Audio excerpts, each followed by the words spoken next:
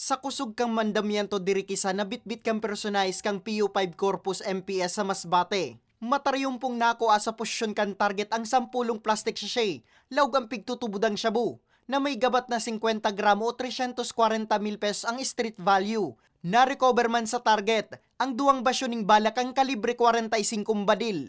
Poko mas o menos alas 2:41 kasubong maagahon kan maaresto ang sospek na binistong si Leandro Batoto alias Yanyan, 33 anyos kang sitio Sanggutan, Barangay Tangke, Masbate. Sa impormasyon, pigkukonsiderar si Batoto bilang high-value individual on illegal drugs kan PNP sa probinsya kan Masbate. Po yan kan nagpa-process ng mga pag-return ng search warrant at pag-turnover ng evidence na nakuha natin.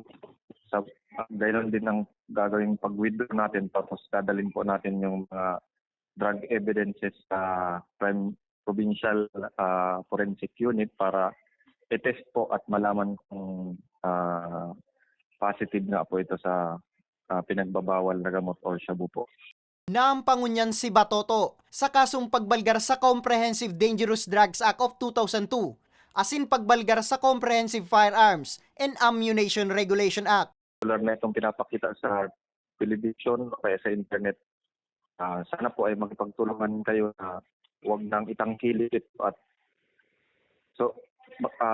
makipagtulungan sa pulis na kung may alam din kayong nagbabiolate nito ay huwag magdalawang isip na ipag-alam sa dito sa police station po. Asigurasyon kan PNP na padagos sindang makondukta ni mga operasyon ngani na magkadarakop ang mga personang padagos na nagbayular asin naiimbwelto sa illegal na droga sa banwaan. Para sa mga baretang Tatak Bicol, Nomer Corporal